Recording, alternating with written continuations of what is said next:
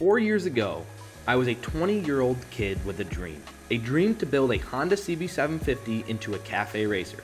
Little did I know that dream would build one of the best communities and one of the most popular CBs ever built, formerly known as the ClubSport CB750. More importantly, it taught me the power of persistence, relentlessness, community, and how the culmination of certain values is the differentiating factor in seemingly impossible ideas becoming reality.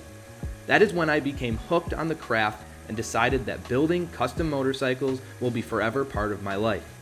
I have now built 2 custom cafe racers, and now it is time to remaster the one that won everyone's heart. Only this time, we will be taking the entire build to the next level. Follow along to witness every step along the journey of developing and building the ClubSport 2.0. What's going on, guys? This is Thomas from milezero.racers, and I'm super pumped today because we are starting a new and official build series. This time around, we are going to do a proper build series on building a ClubSport 2.0. So basically, you know, the infamous ClubSport build that MZR created. We have a beautiful 76 Survivor, all original, that we are going to tear apart in this episode and officially start the new build series for remastering the ClubSport build and showing you guys everything about it. Of course, I love your feedback because you guys are the ones enjoying it with me, and what I think may not always be the best for what you guys enjoy. So feedback really, truly helps. Anyways, before we really get into gritty things, I posted a video right here that you can click, and it's basically a fully, walk around basically of the 76 Super Sport. Not much history on it. I don't know much about the, previous owners. He bought it from an older guy that had it for most of its life. And that is the perfect slate, clean slate to start a new build on. Here is the 1976 CB750F in gorgeous shape. As you can see, everything is original on it, except of course that starter button because this one broke. But yeah, and the seat cover, which is brown, that was recovered obviously because they came stock black, but you can see it's gorgeous. The beautiful yellow hint that came on the 76 models. It looks incredible with the green gauges, matches incredibly. And here's a little walk around of the infamous ClubSport build by milezero.racers. As you can see, this is sort of the general direction that we're going to be taking things. However, this will truly be an absolute enhancement to this build. So, don't expect anything too far off in terms of template of this ClubSport for this build. However, this 76 build will absolutely be a notch higher in craftsmanship, flow, quality, usability, serviceability, and style. All the boxes will be checked that were not necessarily checked on this because of the lack of knowledge and everything in between. So we went from build 1 to build 2, and then now to build 3, which I am absurdly excited for, to remaster, of course, the ClubSport. So ClubSport 1.0, ClubSport 2.0, and pretty soon here it will be put on the lift for everyone. And you got to clean up the shop a little bit before things get super crazy. But yeah, guys, so here is the side-by-side one last time. And kiss this goodbye, purist. I know, I'm sorry. I love you guys. I am also a purist, even though it may not seem like it. As much as I love the stock original bike, there are hundreds and thousands and millions out there that we can source in the future. I will for sure always have a stock version in the stable, just a matter of time, and I will have it immaculate, fully restored, dialed in. But right now, my priority is building a ClubSport 2.0 out of this, and I find that it's always a little much easier to do the build when you have a good Survivor versus a true rust bucket. So we have a good clean slate here. We're going to actually dissect things and see truly the condition of everything. I will have these parts for sale if anyone needs any, and I might obviously keep some for a restoration that I have planned for the future. But without further ado, let's put this bike on the lift and jump right into things. Boom.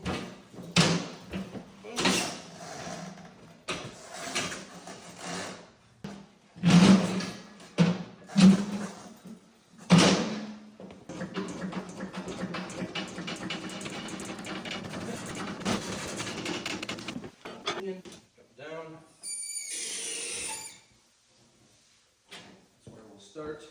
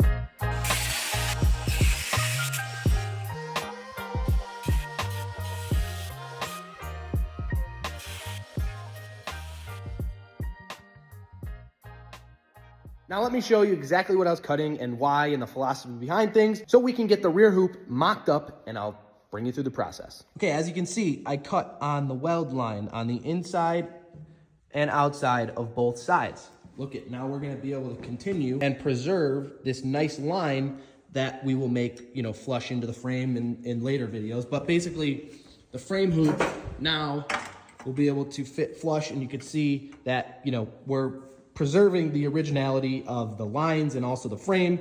So this pretty much shows exactly why I did what I did. So there are a few things to consider when measuring the length of your rear hoop. And that is the distance from the tank to where your butt's gonna be, and then excess room for however long your cowl needs to be or however long you want your cowl to be. So for me, I like a tighter, like cockpit feel to my seat setup and rear set setup. So I basically mock it all up to the height of anywhere from like 5'9", 5'8" to like 6'1". Basically, you want to take into account your seat length, your cowl length, and the proportion from the tank to the seat to the cowl. You want it to have, basically there's things called a complete sentence and an incomplete sentence. When you look at the motorcycle, you want to make sure the proportions create a complete sentence from tip to tail, and you have that period at the end. And so for me, I like it a little smaller than most might like, because there's one thing, if you leave the length of the hoop too long, when you give it throttle, your butt is gonna kind of slide back, and it's always kind of like uncomfortable because you want your butt to be cupped into a back of something that holds you in place, feeling like a cockpit of sorts. So that's basically the thought process and philosophy. I'm gonna go ahead and measure it up, cut it, and then show you guys the general rough cut. Let me bring you back to the frame, and let's trim it up.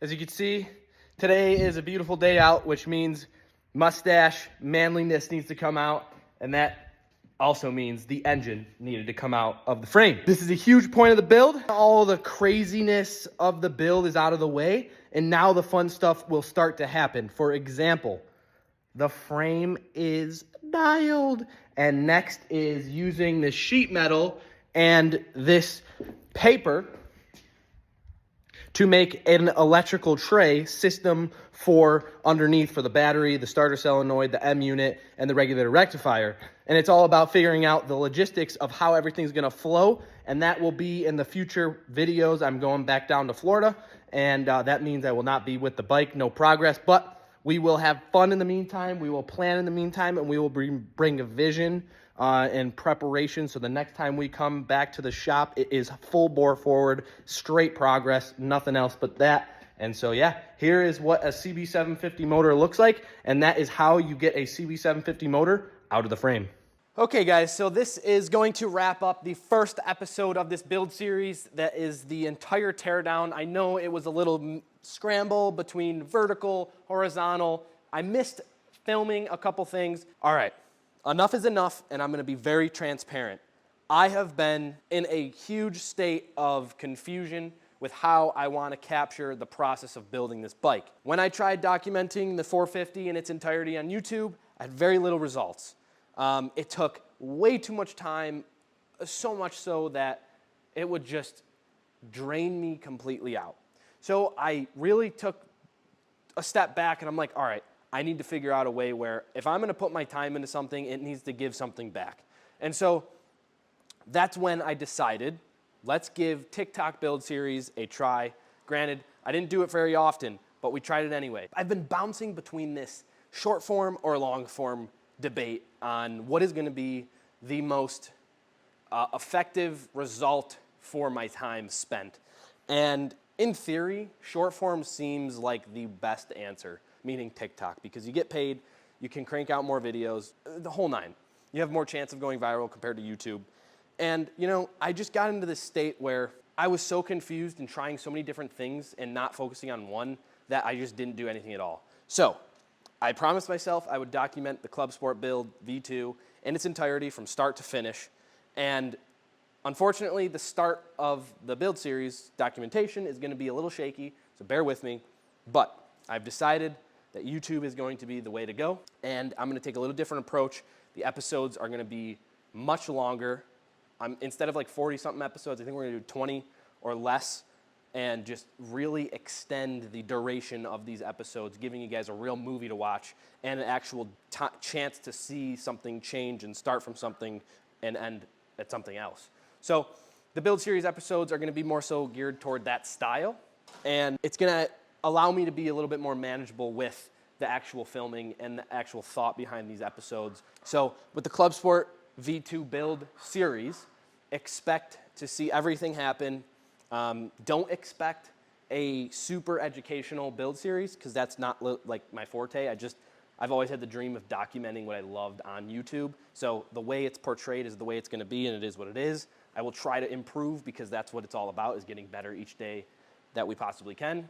And I also would love feedback from each and every one of you. Throw a comment below with what you would like to see for this build series. Granted, this first episode is not a representation of how the actual build series will unfold. I have a ton of footage filmed, and that'll give you guys a taste of really the structure of the build series and the episodes specifically. If you guys are interested in seeing a version 2 of this bike here, that is what this build series is going to be all about. If you want to follow along, consider subscribing, turn on those notification bells, and I would really appreciate any feedback down in the comment sections. So with that, guys, thanks for being the dopest crew out there. We're one team, one family, and I'll catch you in episode 2.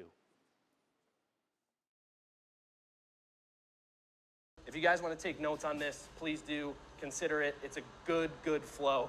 And then this, I made this little bracket here, which uses the pre-existing holes there, and it's gonna mount right there. Super sleek. I'm pumped.